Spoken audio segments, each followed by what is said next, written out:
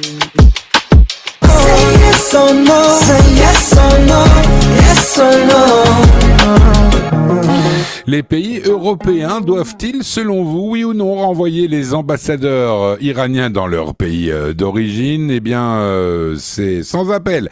Vous êtes 94% à penser que oui sur Instagram, vous êtes 83% à penser que oui sur X et 88% à penser aussi que oui sur Facebook.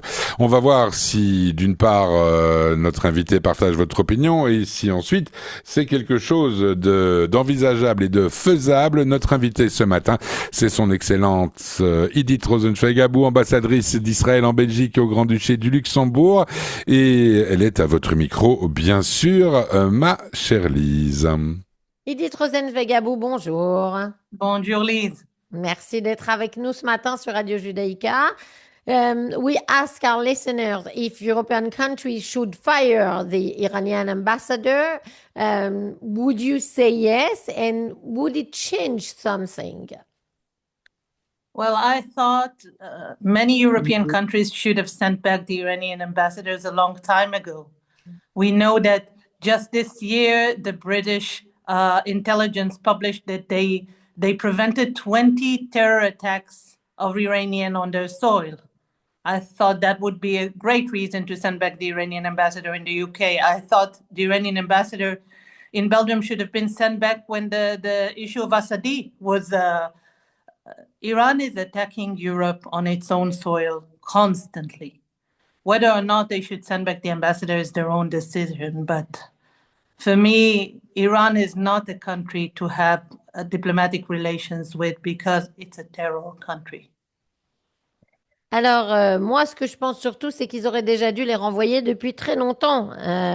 Par exemple, le renseignement britannique a expliqué que seulement cette année, il y a eu 20 projets d'attaques terroristes qui ont été déjoués sur leur sol. Donc, ça me semblerait une raison suffisante pour renvoyer l'ambassadeur iranien au Royaume-Uni. La Belgique aussi aurait dû le faire déjà au moment de l'affaire Assadi. L'Iran est de toute façon un État terroriste qui attaque l'Europe constamment et sur son propre territoire. Donc, je pense évidemment que ça n'est pas un pays avec lequel il faut entretenir des relations diplomatiques et on l'a bien vu. Ambassadrice, la dernière fois qu'on s'est parlé, ça n'était pas la guerre. Maintenant, c'est la guerre. Et il s'est passé beaucoup de choses depuis, notamment la mort également de l'ayatollah Khamenei. Aujourd'hui, les Israéliens sont menacés sous les bombes. Et pourtant, beaucoup d'espoir par rapport à tout ce qui se passe aujourd'hui. Ambassador, even if we are under bombing and going to the shelters many times every day, there is a lot of hope in Israel on this war and on the change possible in the Middle East after that. That's true. Our families go to bomb shelters every day, several times a day. We are in constant. I think there are a lot of listeners that are in contact with their families and are very worried about their families because these bombings are not simple missiles. They're ballistic missiles. They're very dangerous. But I think Secretary Rubio said it very, very well yesterday. He said, we want them not to have the capabilities to have proxies, to attack Israel, to attack Europe, to attack the US. And that would be either militarily, which means destroying their air force, destroying the Iranian Navy, destroying all of Iranians' missile capabilities, all of the regime's structure, or a change of regime if the Iranian people would be able to accomplish that. These are either they would not want to be a terror country that brings terror to the Middle East and to the world anymore, or they would not be able to be a terror country that brings terror to the region. Alors, c'est vrai que nos familles vont dans les abris, que je sais qu'il y a beaucoup d'auditeurs qui sont en contact permanent avec eux, qui savent à quel point c'est plusieurs fois par jour et que ces attaques et ces bombardements ne sont pas simples, qu'il s'agit de missiles balistiques, que c'est véritablement très dangereux, qu'il faut néanmoins continuer pour que l'Iran ne puisse plus avoir de proxy, ne puisse plus attaquer l'Europe ni les États-Unis, ni personne d'ailleurs par ces modes terroristes. Il faut donc à la fois s'attaquer à la marine, aux installations de missiles, aux infrastructures du régime, tout ça pour qu'il y ait un véritable changement au Moyen-Orient et que l'Iran ne puisse plus être cet État terroriste qui met en danger toute la région. Ambassadeur, ambassadrice, on a vu pour une fois, même si le gouvernement semble divisé sur cette question, la Belgique a l'air de soutenir les frappes américano-israéliennes en Iran. C'est important de le souligner. Peut-être plus de Théo Franken, ministre de la Défense, que de Maxime Prévost, ministre des Affaires étrangères. Mais tout de même, en tout cas, c'est un soutien.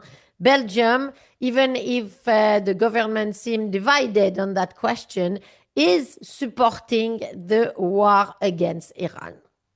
Yes, I think the issue of Iran is one of the rare subjects where the Belgians and the Israelis understand the dangers of Iran. I think it's been the case for many years that Belgium has been very active against Iran in the EU, has been very active against one of the first countries that have listed Iran, called in Parliament to list Iran in the terror list of the EU. I think Belgium had a very bitter experience, a lot like the UK, with the audacity of the Iranians to execute terror with on their soil, on Belgian soil, and kidnap also their citizens.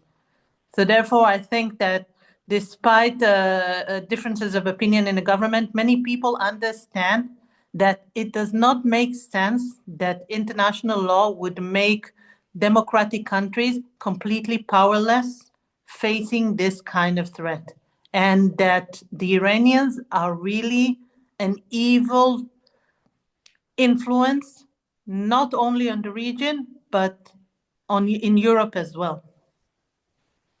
Alors, c'est vrai que c'est un des rares sujets sur lequel, clairement, la Belgique et Israël sont typiquement sur la même longueur d'onde parce que les Belges comprennent véritablement le danger que représente l'Iran. La Belgique a été très active à l'Union européenne, notamment pour qu'on mette l'Iran et sur la liste des organisations terroristes, des gardiens de la révolution islamique.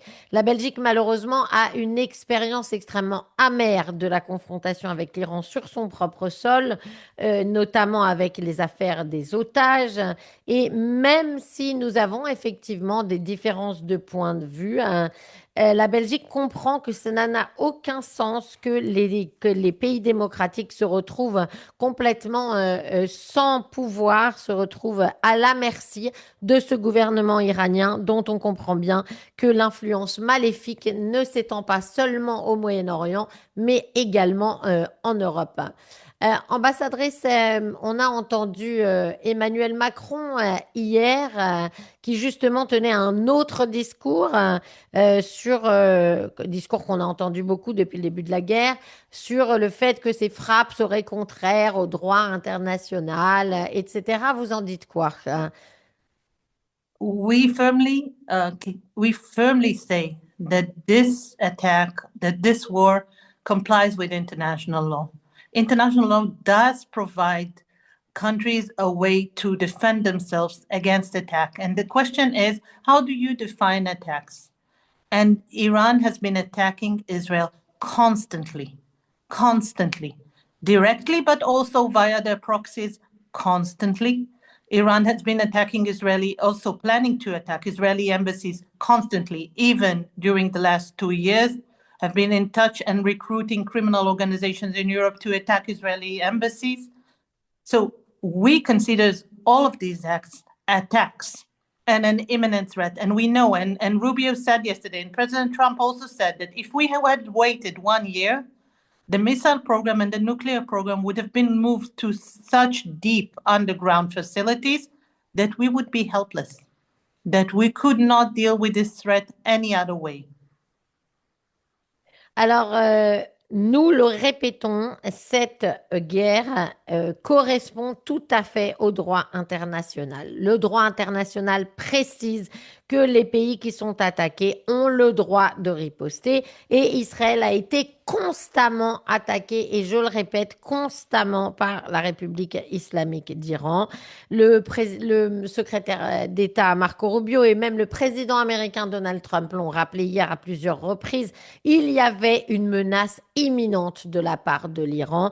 Si on avait attendu un an de plus, alors les installations nucléaires et balistiques iraniennes auraient été tellement profondes dans le sol iranien que nous aurions été absolument sans défense et que nous n'aurions plus pu les détruire. Et donc, il fallait absolument agir. Ma dernière question, ça sera justement là-dessus, ambassadrice. On voit que les premières frappes étaient des frappes militaires. Maintenant, c'est plus des frappes sur les structures du régime. Et on parle également d'un plan de la CIA pour faire tomber le régime iranien. Est-ce que c'est là aussi un des objectifs de la guerre d'Israël et des États-Unis? As I said, the goal of this operation is to make stop Iran from being a terror provider to the region, stop Iran from attacking Israel. Now, currently, we're doing it in a military way. We're destroying their navy, we're destroying their air force, we're destroying the ballistic sites, and we're destroying the infrastructure of the regime. If there is a change of regime, it would ensure that Iran would not have also the intention to hurt us. But that does not depend on us. I don't want to comment on anything that was published on CIA plans. All of these are speculations. Also, as I said many times on Radio Dodaika before, I don't speak about things I don't know. But I want to say this depends on the Iranian people. We aim for a goal. If we achieve it by them not having the capability to attack us, that's good. If we can achieve also that they would not have the desire to attack us anymore because there would be a different regime, that's also good. But that does not depend on us. Alors, je le répète, l'objectif, c'est d'empêcher l'Iran d'être l'État terroriste qu'il était jusqu'à aujourd'hui dans la région et lui permettre et l'empêcher d'attaquer Israël. S'il faut détruire sa marine, ses installations balistiques nucléaires et les infrastructures du régime, il faut le faire. Et si ensuite il y a un changement de régime, ça ne dépend pas de nous, ça dépend du peuple iranien, mais ça nous permettrait effectivement que ce nouveau régime pourrait ne pas avoir l'intention de détruire Israël, et ça, ce serait important. Je ne commente pas les opérations de la CIA ou des choses auxquelles que je ne connais pas. Je l'ai déjà dit plusieurs fois pour cette antenne. En tout cas, ça ne dépend pas de nous, ça dépend du peuple iranien, mais ce serait effectivement une bonne chose. Merci beaucoup, ambassadrice Idit Rosenweg-Abou, d'avoir été avec nous ce matin. Bonne journée à vous et à très vite. Thank you.